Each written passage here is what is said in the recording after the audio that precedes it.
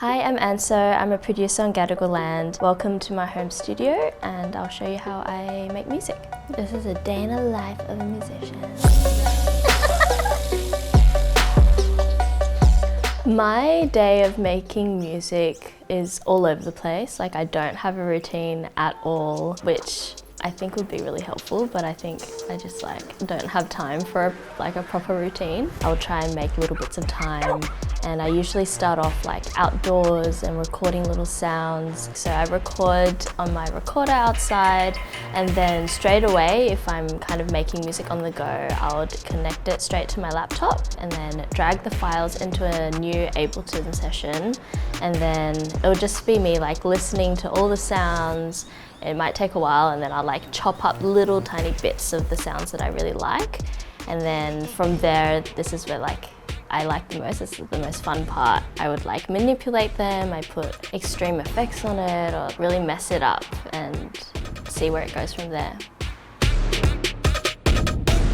The essentials for me when making music on the go would be my recorder, sometimes just my phone if I'm just I don't even have my gear and I find something that I really love. Obviously my laptop, I think that's the most crucial part of music making on the go. Yeah, I think that's about it. Maybe sometimes I would take a little MIDI with me, but the importance of a laptop is so grand because without a laptop, I think I just wouldn't be able to do anything. Especially for my live shows, I bring basically my home setup straight to my performances.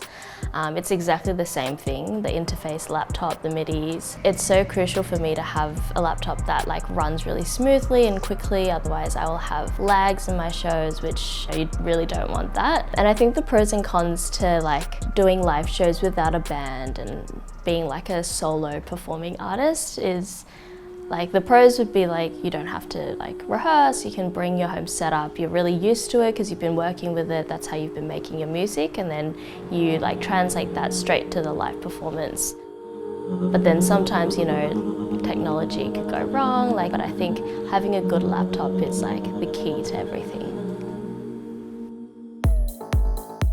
A lot of the time my sounds are at first detached from the meaning of the song or the emotions of the song, but as I start the production process and I manipulate those sounds and I love to tweak the sound so much that it really doesn't sound like the original, it becomes meaningful and it kind of, is the same kind of emotion of the track that I'm trying to make. So obviously a lot of the sounds that I record outside do kind of translate to a lot of the beat sounds that I make when I produce, but then a lot of the melodic stuff I will use manipulations of my voice or just things from Ableton. I think I make music as a form of maybe communication to myself. Because I think a lot of the time I think it's sometimes hard to be true to yourself. You don't really have deep conversations with yourself.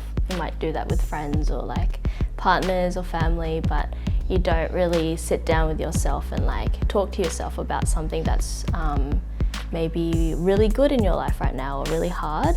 So I think making music kind of is a way to for me diary writing. And I think for me to have a good diary writing session is to have tools that work, maybe if it's on the go, I really need to write something quickly and I have this emotion. If it's this emotion that I want to capture straight away, then it's important for me to have a really portable setup just because it's so handy for me to move around. Thank you.